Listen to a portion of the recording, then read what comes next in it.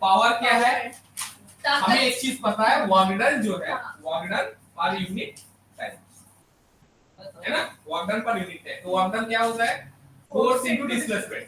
तो हम लोग क्या ये चीज बता सकते हैं कि work done by time, work done by time is equal to power is equal to power. So it is equal to force into displacement into displacement और डिवाइडेड बाय टाइम।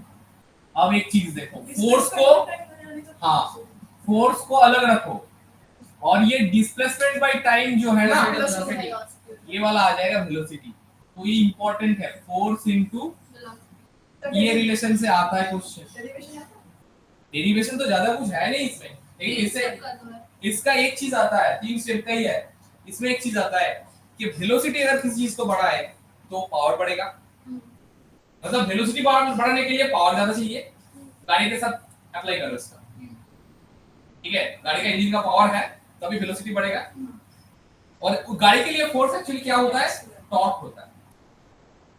टॉर्क, मैं एक चीज बताया था ना, टॉर्क क्या होता है, टॉर्क क्या होता है, एक टाइप का इधर का एक फोर्स है, इस डायरेक्शन में फोर्स है, फोर्स इनटू दोनों के बीच जो डिस्टेंस है दैट इज टॉर्क। और टॉर्क क्या करता है, इसका रोटेशन के लिए वो इंपॉर्टेंट है। Torque rotation, yes moment of force, लेकिन दोनों तरफ ही है, तो इक्वल फोर्स दोनों तरफ रहेगा, बीच का डिस्टेंस रहेगा। Force into any of the force and into the distance is equal to the torque, ठीक है। तो टॉर्क भी एक फोर्स का ही एक कॉन्सेप्ट है, ठीक है, फोर्स का ही कॉन्सेप्ट है। फोर्स से ही टॉर्क आता है, फोर्स इनटू डिस्टेंस करेंगे तभी टॉर्क आएगा, ठीक है। तो अब चीज इसको देखो, पावर के साथ, पावर जो है, पावर के साथ डायरेक्टली प्रोपोर्शनल टू रहता है वेलोसिटी। इस रिलेशन से काम होता है, मतलब क्वेश्चन आ जाता है किसी चीज का पावर बढ़ता है तो वेलोसिटी घट रहा है बढ़ रहा है, ऐसे टाइप का क्वेश्चन मिलेगा। क्योंकि हमें तो पता है पावर के साथ फोर्स का एक रिलेशन रहेगा ही रहेगा, फोर्स ज्यादा होगा पावर ज्यादा होगा, ये हमें पता है, लेकिन वेलोसिटी का रिलेशन उससे क्वेश्चन आ जाता है, ठीक है। और एक चीज है, वेलोसिटी के साथ फोर्स का क्या रिलेशन है, अगर पावर कांस्टेंट है तो वेलोसिटी एंड फोर्स के बीच क्या रिलेशन है, इनवर्स रिलेशन है। पावर अगर कांस्टेंट है, ये वाला चीज को अगर मैं कांस्टेंट मान लूं, इसको कांस्टेंट मान लूं, तो force into velocity is equal to constant, therefore force is equal to c by v, inverse relation से वहां से भी क्वेश्चन आता है। पावर और वेलोसिटी का रिलेशनशिप निकालने के लिए भी तो फोर्स को कांस्टेंट रखना पड़ेगा। पावर, हाँ ऑब्वियसली, क्योंकि जब तीनों क्वांटिटीज है, तीनों क्वांटिटीज में तुम दो क्वांटिटी में रिलेशन निकालोगे तो एक क्वांटिटी को कांस्टेंट कर दो, ठीक है। तो that is about power. Power का यूनिट क्या होगा, व्हाट, कैसे आता है, क्योंकि हमें पता है जो वर्क डन है दैट इज जूल, एनर्जी का भी वर्क डन का जूल होता है, जूल पर second is nothing but what, ठीक है, जूल पर सेकंड। तो जूल पर सेकंड भी लिख सकते हो या फिर उसको वाट करके लिखो। उसका यूनिट क्या है, एप्लीकेबल यूनिट जो है किलोवाट होता है ना, या तो पूरा किलोवाट हॉर्स पावर। तो एक चीज हमारा इसमें है, ये कॉन्सेप्ट में है, देखो ये कॉन्सेप्ट में एक चीज है, देखो ये जो power is defined as the rate of doing what work done by time.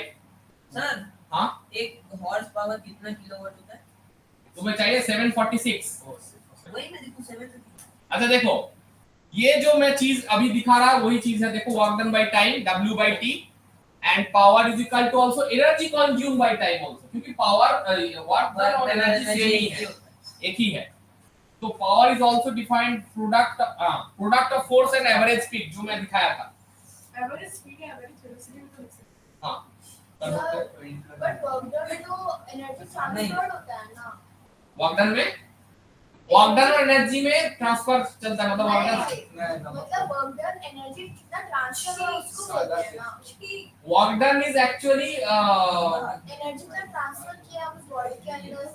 हाँ वर्क डन तुम ये चीज बोल सकते हो कि जैसे it is energy is actually capability of doing what, energy जो है कैपेबिलिटी ऑफ डूइंग व्हाट होता है, तुम्हारे लिए इतना एनर्जी उतना ही ठीक काम है, कर सकते हो। तो तुम बोल रहे हो कि जो कितना काम करेगा, मैं बोल रही हूँ कि मैं इधर एनर्जी ट्रांसफर कर रही हूँ, फोर्स लगा रही हूँ, अब इस फोर्स से मैं एनर्जी ट्रांसफर कर रही हूँ, वो कर रहा है, हाँ, तो work done is the energy transfer, the object to move it, to yes, actually energy getting transferred, not only transferred, getting उसका ट्रांसफॉर्मेशन भी हो रहा है, सिर्फ ट्रांसफर नहीं।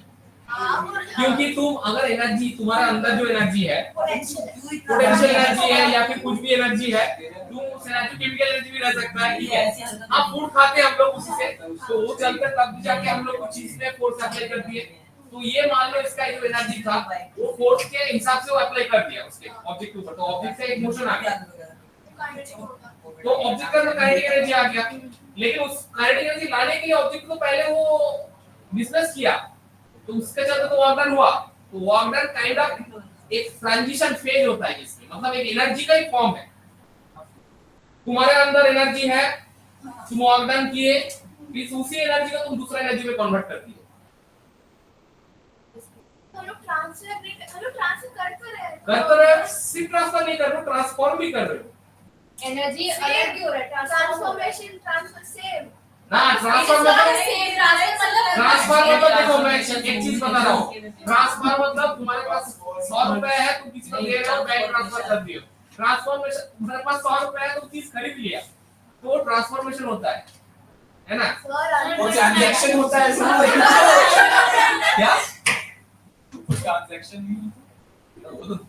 दूसरा बात है, मैं नॉर्मल बोल रहा हूं। ट्रांसफर जो है, ट्रांसफर मतलब सीधा सीधा वो चीज उस पर चला गया, ठीक है। लेकिन वो तो ऐसा नहीं कि तुम वन पे जैसे उसको दिए थे, जो तुम्हारा पोटेंशियल एनर्जी था उसको दिए तो उसको पोटेंशियल नहीं रहा अभी, वो तो काइनेटिक में कन्वर्ट हो गया।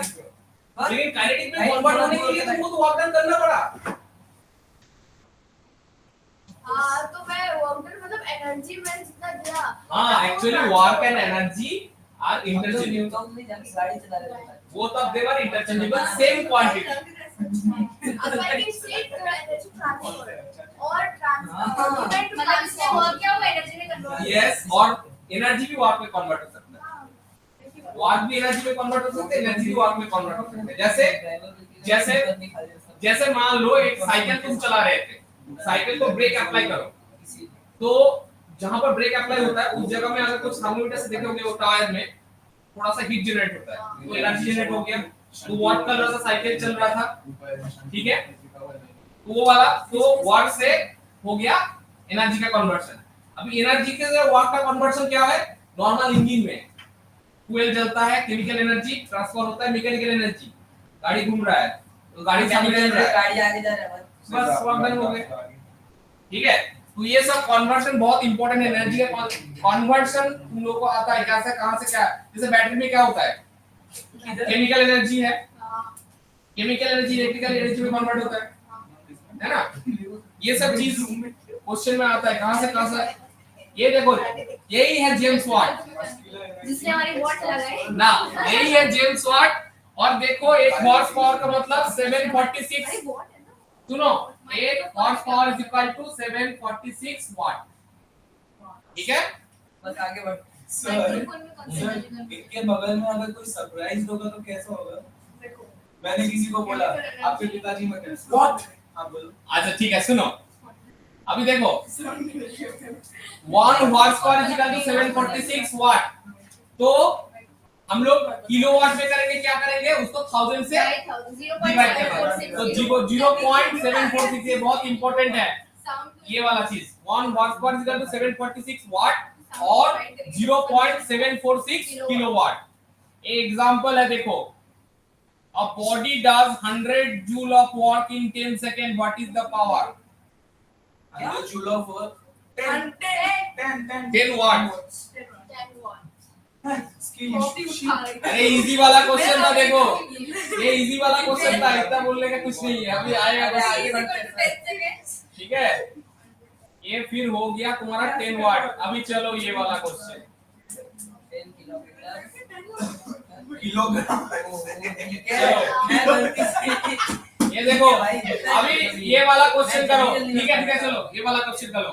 A pump lifts 10 kilogram of water in 2 seconds. इसमें टेक g = 9.8 दिया हुआ है। उसने सर दिखाया है और तो कब तक समझ में आ रहा है इससे चलो, a pump lifts 10 kilogram of water in 2 seconds to the top floor of a house. From the ground, the height of the house is 10 meter. What is the power of the pump? बताओ। हाँ? 98 into 5 कितना होगा sir? कोई तो करना है 490 बस 490 बस 490 होगा ना पक्का लॉक कर दे 9.8 98 into 49 वो वही तो मैंने और क्या होगा 49 किलो हो गया 490 सर सर मेरे को कहीं जाना चाहिए क्यों आ रहा है? मैंने मल्टीप्लाई कर दिया एक सेकंड देखो हो गया वो मैंने केजी से 490 क्या है? वाट। वो मैंने किलो ये आ गया। तुम लोग का आंसर आ गया, सही है आंसर। चलो मैंने मल्टीप्लाई कर दिया मैंने मटेरियल दिया तुमको कुछ पता ही नहीं है क्या मल्टीप्लाई करना नहीं मुझे कौन सा कहाँ पर? हाँ, यहाँ पर पूरा पूरा मत लिखो, W लिख दो बस। सेकंड लो ना। कहां पर है? हाँ। क्यों नहीं देगी सही है बाप अरे सही तो है। सही 49 एक से क्या बताओ? 49 होगा ना बच्चा में देगा 49 कितना होगा? 10 मीटर का नहीं। अच्छा सुनो, समझ में आया ये? नेक्स्ट क्वेश्चन चलो, ये वाला क्वेश्चन चलो। एग्जांपल 3 10 मीटर्स की तो है ना चलो एग्जांपल 3 ओ हां सर सब करो एग्जांपल 3। ये लोग तो कुछ बता नहीं रहा है। सर दिखाइए सर आप दिखाइए अद्विता दिखाओ सर दिखाओ क्या मैं सोने जा रहा अद्विता और ये क्या तुम लोग ये करो, इसका आंसर निकालो। कनिका और सौदी इसका आंसर निकालो, ये वाला। What is the water is to be pumped to fill a tank. एक टैंक को फिल करने के लिए वाटर तो पंप करना ही पड़ेगा। कितना है वॉल्यूम उसका? ये भी एक जोड़ी आती है किलोलीटर। 1000 से मल्टीप्लाई कर दो। Kilometre and a height of 40 metre from the ground in 15 minutes sir minute ये में वाला 60 हाँ? 15 into 60 15 into ओ अच्छा तुम ऐसा उसको मल्टीप्लाई करो सेकंड में। हाँ, what is the electric power consumed by the water pump? Efficiency of the pump is 30%, मतलब 0.3 0.0 को एफिशिएंसी तो कुछ तो होता ही यार भूल गया मैं फॉर्मूला या density of the water is given। मेरे को पता है कौन से पेज में है यार ये है क्वेश्चन, ये है क्वेश्चन। अभी तक तो क्वेश्चन नंबर 7 ये रहा आंसर पेज दीजिए नंबर पेज नंबर मेरे को फॉर्मूला 2500 वाट जाओ वर्किंग दिखाओ, अब इससे पूछो कैसे हुआ वर्किंग दिखाओ। इससे पूछो तो कैसे हुआ अरे वही तो बोल रहा हूं, वर्किंग दिखाओ। मैंने हाँ बताओ।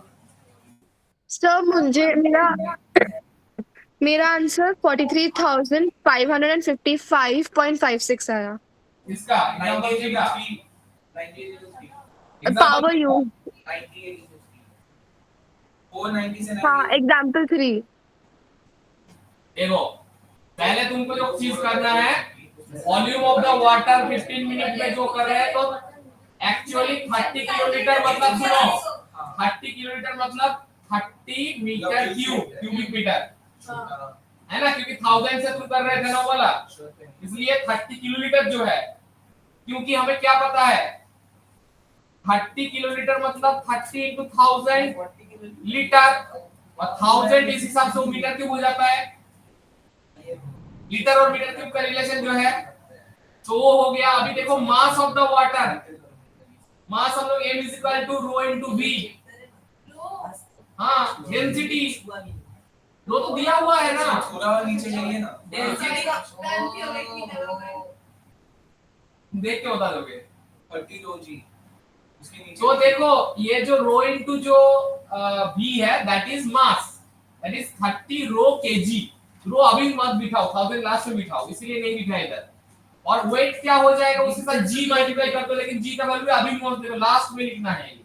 ये सब टेक्निक है, ऐसा करके करोगे तो गलती नहीं होगा। डिस्टेंस का है क्यों देखो मैं तुमको सबको बोल रहा हूँ, ये चीज अगर ऐसे करके करोगे ना, एक काव्या सुन लो, ऐसे करके अगर ये ट्रिक से न्यूमेरिकल करोगे तो स्टेप मार्क मिलेगा, बीच में गलती भी होगा। तुम लोग क्या कर देते हो, पहले ही इसको मल्टीप्लाई करके इसमें गलती कर देते हो 9.8, तो यहाँ से ही टीचर को काटना स्टार्ट कर देता है। सुन लो बात, पहले तुम लोग अगर उसका वैल्यू नहीं बिठाओगे, पहले जैसे रो जैसे जी नॉर्मली लिखोगे तो ये काट नहीं पाएगा ये सब स्टेप में, तो मार्क्स तुमको मिल जाएगा बीच बीच का स्टेप में। ठीक है, बीच बीच का स्टेप में तुमको मार्क्स मिल जाएगा। आखिर में जाकर उसमें गलती भी हुआ तो लास्ट का मार्क्स घटेगा। हम लोग क्या करते थे, पहले ही हम लोग ये सब से मल्टीप्लाई करके कुछ एक कर देते, तो उसमें थोड़ा सा गलती भी हो जाता है ना, वो काट देता है। तो इसलिए तुम क्या करो, तुम उसको नॉर्मली जैसे रो को लिखो, जी को जी लिखो, फिर लास्ट में जाके अभी वार्डर में जो हो रहा है ना उसकी जगह अभी तो उसका कितना था 40 मीटर, तो 40 मीटर क्या 40, तो सिर्फ इतना ही कैलकुलेशन कर, ज्यादा नहीं। 30 into 40 मतलब 1200, इतना कैलकुलेशन तो सबको आता है। 1200 रोजी इतना लिख लो। फिर 15 मिनट का कितना होता है 900 सेकंड, 15 मिनट कितना होता है 900 सेकंड, तो 1200 रोजी बाई 900 इतना भी आ जाएगा। ये कैलकुलेशन इजी हो जाएगा, देखो 2 2 जीरो कट गया और 12 by 9 और 4 by 3 हो जाएगा, मतलब तो इजी हो रहा है ना कैलकुलेशन। 52800 सिंपलीफाई हो गया। हाँ, सिंपलीफाई करके ही करना है, तब जल्दी हो जाएगा। और ये जो 4 by 3 रोजी हुआ, इसमें भी एक चीज है, 30% पावर कंज्यूम किया ना, तो 30% of power is equal to this, पूरा पावर नहीं है, 30% पावर ही है ये 4 by 3 रोजी, क्योंकि P be the power consumed by the pump और 30% of the power is only used to lead the water। Total 100 था, उसमें 30 ही हम लोग यूज किए इतने के लिए, तो टोटल 100 का 30% 0.3 of P we use for this, so 0.30 of P is equal to this। अभी हम रो का वैल्यू लिख दो, फाइनल आंसर आ जाएगा, रो और 9.8 लिख दो और P नीचे 0.3 से डिवाइड कर दो। लास्ट तो क्या हुआ, एक न्यूमेरिकल में बार बार न्यूमेरिकल करने का जरूरत नहीं, मतलब बार बार कैलकुलेशन की जरूरत नहीं, एक बार ही करो, सही से करो। हम लोग क्या गलती करते थे, हम लोग बीच बीच में जो छोटा छोटा कैलकुलेशन करते रहते हैं तो हेक्टिक हो जाता है और उसमें भूल होने गलती होने का चांसेस ज्यादा रहता है, इसलिए एक बार ही करो, छोटा छोटा करके करो, है ना, मतलब जो वैल्यूज दिया है उसको सिर्फ सिंबल से लिखो, फिर फाइनली आ जाओ, आंसर हो जाएगा। ऐसे करके बहुत सारे लोगों को एसीडी से उसका हो गया, पार्ट 1 मिल जाता है, ठीक है। और पहले ही अगर गलती कर दोगे, स्टेप जितने भी अच्छे वहां से ही नंबर काटना स्टार्ट होगा। बताओ, एक सेकंड। हाँ, मिलता है ठीक है, इसलिए तो मैं इतना बार बोल रहा हूँ, क्यों नहीं बोलूंगा, नहीं तो। अभी देखो एनर्जी, ठीक है, एनर्जी के बारे में समझेंगे, तो energy is actually ability to do capacity और कैपेसिटी टू डू व्हाट, ठीक है। हां, एक ही है, लेकिन कैपेसिटी मतलब जिसका एनर्जी ज्यादा है वो ज्यादा का वर्क करेगा, उसी से हम लोग डिफाइन करते हैं, ठीक है। तो एनर्जी कितना तरीके का होता है, एनर्जी बहुत तरीके दो नॉर्मली एनर्जी बहुत सा टाइप का होता है, लेकिन मैकेनिकल एनर्जी अगर हम लोग बोलेंगे, मैकेनिकल एनर्जी, बाकी एनर्जी को छोड़ो, optical energy, electrical energy, thermal energy, बहुत सारा एनर्जी है ना, न्यूक्लियर एनर्जी, बहुत सारा एनर्जीज है, उसको छोड़ो। नॉर्मल मैकेनिकल एनर्जी जो है, जो हम आस पड़ोस में देखते हैं, वो 2 तरीके का होता है। यस, एक पोटेंशियल, देखो पोटेंशियल और एक काइनेटिक। अभी देखो ये सुनो, जो पोटेंशियल है, पोटेंशियल में 2 तरीके का होता है, इलास्टिक एंड ग्रेविटेशनल।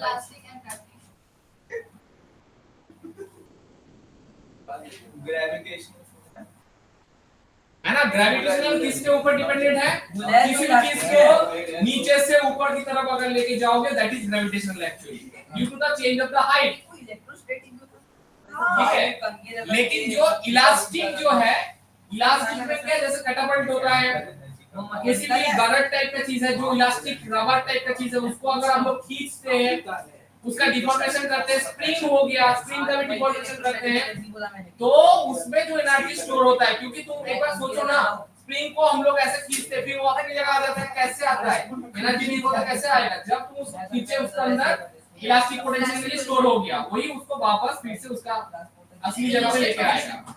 ठीक है, तो हम लोग इसका एक्सप्रेशन अगर देखेंगे, जैसे तुम्हारा potential energy, elastic potential energy होता है स्प्रिंग के लिए, खासकर स्प्रिंग के लिए हाफ इंटू के इंटू एक्स स्क्वायर होता है। वो elastic potential energy half into के इंटू एक्स स्क्वायर। के होता है स्प्रिंग कांस्टेंट, के होता है स्प्रिंग कांस्टेंट, वो वैल्यू दिया हुआ रहेगा। अगर उस टाइप का क्वेश्चन आ जाता है, के का वैल्यू दिया हुआ रहेगा, एक्स होता है डिस्प्लेसमेंट, तो के का वैल्यू गिवन होगा, एक्स गिवन, एक्स डिस्प्लेसमेंट भी गिवन होगा, तुम निकाल लोगे। ठीक है, this is elastic potential energy, elastic वाला। और जो ग्रेविटेशनल तुमको पता है mgh, ग्रेविटेशनल वाला हम लोग p से लिखते हैं ना, pg करके, दैट इज mgh, mgh है ना, mass into gravity into height, elevation.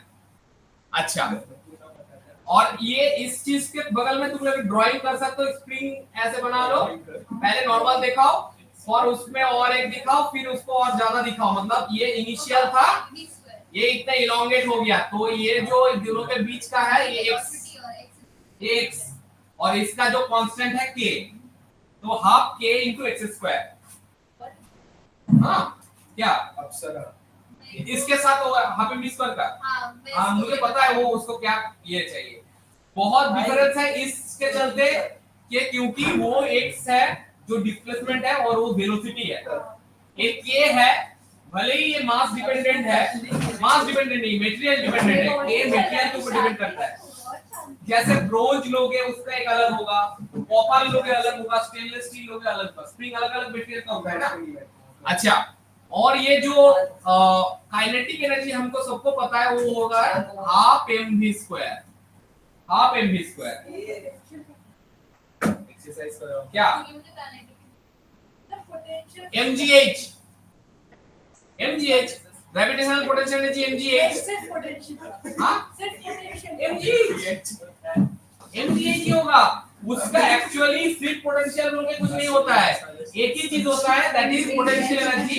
उसमें दो चीज होता है, जो हम लोग सिर्फ पोटेंशियल बोल के जो जानते हैं वो mgh बोलते हैं, और वो है इलास्टिक, वो भी पोटेंशियल एनर्जी है।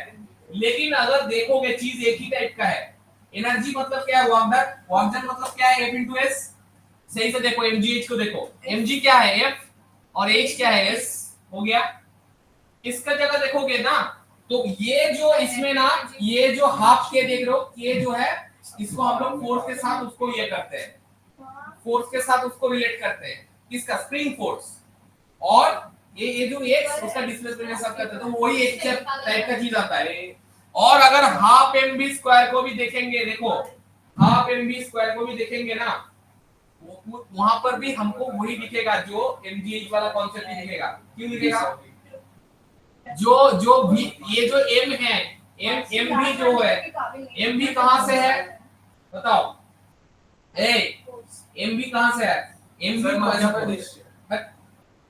जैसे हम अगर ऐसे करके लिखेंगे, देखो हाफ mv स्क्वायर है ना, ऐसे करके अगर लिखेंगे mv into v, अगर करेंगे mv into v के, तो mv के साथ अगर rate of change of momentum समझेंगे तो उसके साथ क्या आ जाता है, mv के साथ क्या आ जाता है, f आ जाता है। तो ठीक है, लेकिन वो उसके साथ एक अलग से ये वाला चीज रह जाता है। क्यों रहता है, क्योंकि काइनेटिक एनर्जी के टाइम में हम लोग v को ज्यादा वेटेज देते हैं, जो पोटेंशियल इलास्टिक पोटेंशियल एनर्जी के टाइम में हम लोग डिस्प्लेसमेंट को ज्यादा वेटेज दिए थे बस। लेकिन है दोनों ही सब वो एक ही चीज। मतलब देखो नॉर्मल mgh से तो हमको पता ही चल रहा है वर्क डन है, F into S है, पता चल रहा है, लेकिन ये दोनों चीज से डायरेक्ट पता नहीं चल रहा है, फोर्स इनटू डिस्प्लेसमेंट का। लेकिन हम लोग ऐसे करके याद रखेंगे, mv जो है फोर्स के साथ रिलेटेड है, rate of change of momentum, Newton second law, force के साथ रिलेटेड है। उसके साथ वेलोसिटी का एक ही है, क्योंकि काइनेटिक एनर्जी कब होता है, जब कुछ मोशन में रहता है उसको वेटेज दे रहते हैं। जब उसके जगह में k फोर्स स्प्रिंग फोर्स ही है, लेकिन डिस्प्लेसमेंट को हम लोग ज्यादा वेटेज देते हैं। ठीक है, बताओ। हाँ, हाफ ये आया हमारा, हम लोग जो टेस्ट किए उसका जो एनर्जी का कॉन्सेप्ट में जाके टेस्ट किए, मतलब ये चीज आया बाद में, आता है ना फिजिक्स में सब कुछ चीज का पहले एक्सपेरिमेंट होता है, फिर जाके हम लोग उसको फार्मूला में, हाँ मतलब हम लोग उसको फार्मूला में बाद में कन्वर्ट करते हैं। तो हाफ उसी के चलते आया, वो एक एक्सपेरिमेंटल कांस्टेंट आ जाता है, ठीक है ना। जैसे उसमें भी आया था न्यूटन सेकंड लॉ में ना, F इक्वल टू K में आता है, पता है ना तुमको, K1 होता है एक्चुअली, ठीक है। तो देखो एनर्जी का जो चीज है पहले देख लो क्या क्या एनर्जी में है। ये एनर्जी का सोर्स ऑफ एनर्जी बच्चों वाला चीज बताया, सन, टाइड, विंड, ये सब। देखो इसमें एक कैटेगरी देखो, सन जो है, टाइड जो है, विंड जो है, ये सब नॉन कन्वेंशनल एनर्जी है, मतलब ये सब रिन्यूएबल एनर्जी में पड़ता है ना। जबकि ये जो पेट्रोलियम है या फिर कोल है, ये सब डिप्लीट हो रहा है ना, मतलब कन्वेंशनल एनर्जी है, मतलब नॉन रिन्यूएबल एनर्जी। और एनर्जी बहुत सारा फॉर्म में होता है, क्या टाइड, हाँ टाइड, चौक गया नहीं, चौक गया। सर वो ऐड था ना ये आईडी देखो। अच्छा तुम लोग इंडियन नहीं हो ना। अच्छा ठीक है ठीक है ठीक है, चलो चलो चलो चलो, इंसान है क्या? अच्छा चलो चलो ठीक है, चलो चलो सुनो, ऐसा नहीं होता। अच्छा अभी अभी चलो चलो। देखो लाइट एनर्जी बहुत सारा ऐसा होता है, लाइट में भी होता है, साउंड होता है, हीट होता है, और मैकेनिकल, इलेक्ट्रिकल, केमिकल, न्यूक्लियर। उसके अंदर मैं बताया था सिर्फ मैकेनिकल में हम लोग कॉन्सेंट्रेट करेंगे, जिसमें दो टाइप का है, काइनेटिक और पोटेंशियल। पहले इसमें काइनेटिक बताया गया, काइनेटिक था। अब ऐसा क्वेश्चन सकता है जैसे कि फैन है तो उसका कन्वर्शन कैसे? वेरी गुड, ये क्वेश्चन है, मैं वही तो बता रहा था, वो सब क्वेश्चन में इधर शायद है क्या कुछ। क्वेश्चन था? फैन में क्या है, इलेक्ट्रिकल एनर्जी से विंड एनर्जी, मतलब मैकेनिकल एनर्जी। मैकेनिकल फिर उसमें विंड, हम लोग विंड तो नहीं करते बेसिकली, मैकेनिकल एनर्जी, क्योंकि वो घूम रहा है ना। अच्छा मैकेनिकल फिर हाँ हेलो आ जाओ आ जाओ।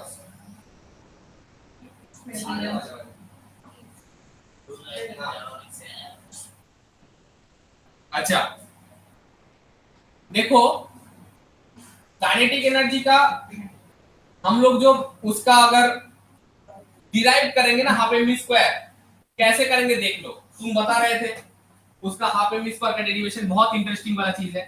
पहले तुम देखो अगर टाइम इंडिपेंडेंट, देखो जल्दी हो जाएगा जल्दी हो जाएगा। v square is equal to u square plus 2s। सुनो v square is equal to u square plus 2s में पता है टाइम इंडिपेंडेंट वाला फार्मूला, वहां से s का वैल्यू निकालेंगे, मतलब v square minus u square by 2a, वो हो जाता है s। अभी उसको अगर w is equal to f into s में बिठाएंगे तो क्या हो जाएगा, और f की जगह a में बिठाएंगे, f की जगह a में बिठाएंगे। हाँ तो v square minus u square by 2a। देख लो देख लो देख लो, सुनो देख लो, a कट गया तो हाफ आ गया तुम्हारा। तुम बोल रहे थे ना हाफ कैसे आ रहा है, चलो हाफ आ गया तुम्हारा, ठीक है ना, तुम्हारा रियल लाइफ हाफ तो चला गया। चलो m v square minus u square, ये अगर हम लोग u को इनिशियल वेलोसिटी 0 मान के चलेंगे तो सिर्फ v स्क्वायर रह जाएगा। आया समझ में? देखो सबको प्रूफ पता चला। हाँ तो ऐसे ही रहेगा, कुछ प्रॉब्लम क्या है, हम लोग तो करते भी है, क्लास 11 में करोगे। अरे ये भी तो सही है ना, half m v square minus half m u square, ये भी तो काइनेटिक एनर्जी का ही फॉर्म है। हम लोग रेस से ही मानते हैं ना, यही लिखना पड़ेगा तुमको, क्योंकि क्लास 11 में जाओगे तो एक वर्क एनर्जी कॉन्सेप्ट थ्योरम है, उसमें ये दिखाता है कि change of energy, sorry change of work done is equal to, जैसे हम लोग वर्क डन बोलते हैं ना, work done is equal to ऐसा लिखा देता है कि change of kinetic energy plus change of potential energy. वो थ्योरम है वर्क एनर्जी थ्योरम, उसमें ना हाफ एम v स्क्वायर नहीं बताता है, half m v square minus u square बताता है। क्योंकि तुम लोग अभी थोड़ा सा छोटा क्लास में, इसलिए इजी इजी करके बताते हैं। इसमें हम लोग मान के चल रहे हैं, एज्यूम कर रहे हैं, हमारा एज्यूम तो हमारे ऊपर है ना, हम मान के चल, क्योंकि जितना भी न्यूमेरिकल आएगा क्योंकि G10 अगर लोगे तो 1 न्यूटन से घटा हो जाएगा तुम्हारा लाइफ के साथ।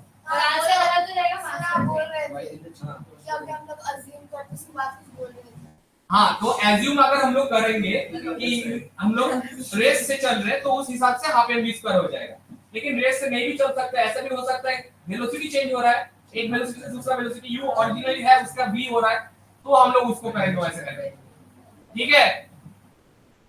ए ऑनलाइन पे जो है पता चला ये वाला प्रूफ, छोड़ दो। हाँ सर। ये बहुत इंपॉर्टेंट प्रूफ है। ये जो इंपॉर्टेंट प्रूफ में दिखाया ना, ये बहुत ज्यादा इंपॉर्टेंट है।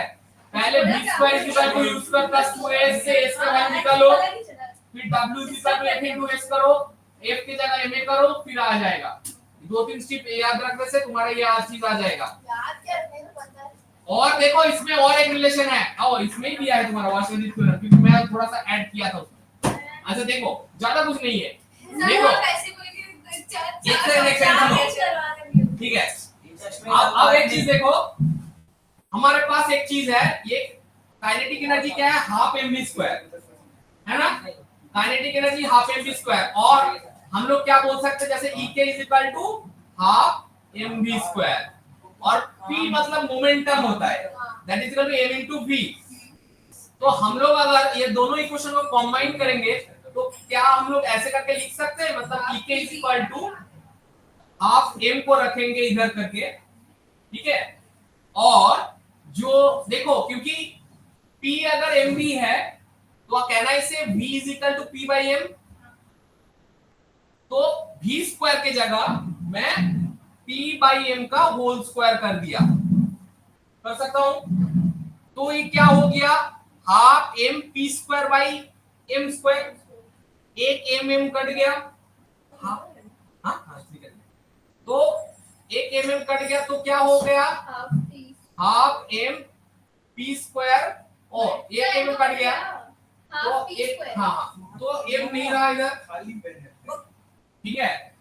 नीचे m रह गया ना, रहेगा ना, अरे m², तो ek = 2ek m = p², therefore p = √2e and m, ठीक है। हाँ, तो ये इंपॉर्टेंट सा रिलेशन है, p = √2 हाँ 2me याद रखो बस, वो एक ही बात, ek क्या है वही तो है। ये p = √2me आता है, कभी कभार ये दे देगा, श्योर शॉर्ट क्वेश्चन दे देगा, ऐसी तो ये पैटर्न टाइप का क्वेश्चन है, ठीक है। हाँ k क्यों रखोगे, तो क्या है, तो k फिर k स्प्रिंग कांस्टेंट हो जाएगा, ठीक है। अच्छा देखो, इसमें छोटा सा करके देखो, वो कॉन्सेप्ट में जो बताया था, वो कॉन्सेप्ट का डिटेल तुम्हें नहीं चाहिए, वर्क एनर्जी को डिटेल नहीं चाहिए, सिर्फ मैं जो बताया था, work done is equal to final kinetic energy minus initial kinetic, मैं बताया था ना, हाफ mv² माइनस, वो होता है work energy theorem. And potential energy का केस क्या है, मैं दो फार्मूला बता चुका था ऑलरेडी। आपने ऐसे कर दिया नॉर्मली इतना याद रखो ना, work done is equal to half mv² minus u², यही तो है। अगर आ जाता है तो उतना तो बोल ही सकते हो ना। अच्छा देखो, ये देखो mgh का जो चीज है वो थोड़ा सा देख के आज खत्म होगा। mgh का कैसा है हमें पता है, देखो दो रेफरेंस लेवल लिए है, देख लो दो रेफरेंस लेवल 1 रेफरेंस 2। अगर मैं एक कुछ m को मैं दो रेफरेंस लेवल के बीच ऐसे पोटेंशियल एनर्जी एट इस लेवल में क्या होगा, mgh1 इस लेवल में ही, सॉरी इस जगह में ये तो ग्राउंड है मेरा, और इस जगह में क्या होगा, यहां से इसके हिसाब से क्या होगा mgh2। पहले समझो, दो रेफरेंस फ्रेम लिए, या फिर मैं ऐसा बता रहा हूं, पहले मेरा ग्राउंड था, यहां से बॉल को मैं पहले इधर लेके गया, फिर एकदम उधर लेके गया, तो ऊपर जो है h1 है और ये बीच वाला जो है h2 है, ठीक है। तो दोनों का डिफरेंस कितना होगा, डिफरेंस कितना होगा बताओ। हाँ तो ये उल्टा करके लिया इसलिए h2 माइनस h1 लिए, इसके लिए तो तुम देखोगे दोनों के बीच h1 माइनस h2 ही होगा दोनों का डिफरेंस। हाँ क्योंकि इसमें उल्टा किया है, ये क्या किया है, ये ऊपर से नीचे लेके आ रहा है, ये ऊपर से नीचे लेके आया है, और आप नीचे से ऊपर लेके हाँ कोई बात नहीं ना, ठीक है। तो h1 माइनस h2 और सामने क्या लिख देंगे mg, तो mg h1 माइनस mg, मतलब वो जो काइनेटिक में किए थे इसके लिए ये भी कर सकते हैं। तुम अभी बताओगे सर हम लोग क्यों फिर mg h बताया था, h1 h2 क्यों नहीं बताते, एक्चुअली ये होना चाहिए वो, ठीक है। तो देखो इनिशियली h और हम लोग 0 ले लेते हैं, इसलिए h के बदले उसमें इनिशियल वाला 0 ले लेते हैं। तो ये इन द केस बॉडी हो इज गया फॉलिंग। छुट्टी। हाँ हेलो पीएस राइट। हाँ मैं अभी शुरू नहीं किया, दे रहा हूँ। रैपिडो आ रहा है। समझ में आया? अच्छा देखो सुनो, इसका जो देख लो ये, इसका जो मैं अभी ये पीडीएफ अपलोड कर दूंगा, इसका कुछ ज्यादा कुछ है नहीं, तुम न्यूमेरिकल जो है तुम लोग थोड़ा थोड़ा देख लेना, मैं एक बार डिस्कस कर दूंगा, आज ही भेज दूंगा इसका, ठीक है। और ये देखो स्प्रिंग का जो मेथड बताया था वही है, half k into x square बस। ये देखो स्प्रिंग का half into k into x square, ठीक है। हाँ x डिस्प्लेसमेंट है और k है कांस्टेंट, ठीक है। ओके चलो ओके।